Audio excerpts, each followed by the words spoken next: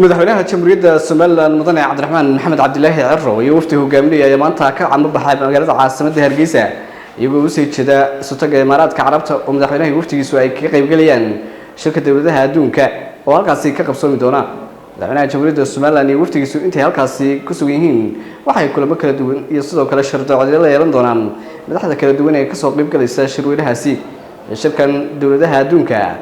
ee World Government Summit ayay isugu iman doonaan madaxweynayaal kala duwan madax beesha caalamka ganacsato iyo sidoo kale dad magac kale beesha caalamka safarka madaxweynaha jamhuuriyadda Soomaaliland ee dalka Imaaraadka Carabta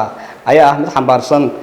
macna diblomaasiyadeed oo muhiim ah isagoo ku matali doona qaranka Soomaaliland madal caalami oo ay ku kulmeen in ka badan 130 dawladood oo ka socda caalamka hay'adaha caalamiga iyo madax kale oo saameyn ku leh go'aanada siyaasiga ee dunida madaxweynaha ayaa madashaasi ka gudbin doona fariin ku saabsan waayo-aragnimada jamhuuriyadda Soomaaliland ee xagga dawlad dhiska nabadda dimuqraadiyadda iyo horumarka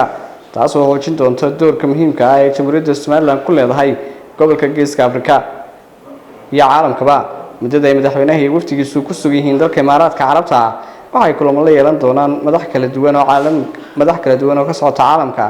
kuwa oo diiradda lagu saari doono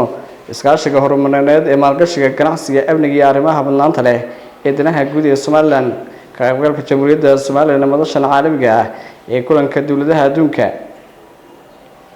waxay mar kale muujinaysaa si adkeynta iyo sida ay Soomaaliland mar walba caalamka fariimaheeda ugu gudbin doonto shirarka ay leeyihiin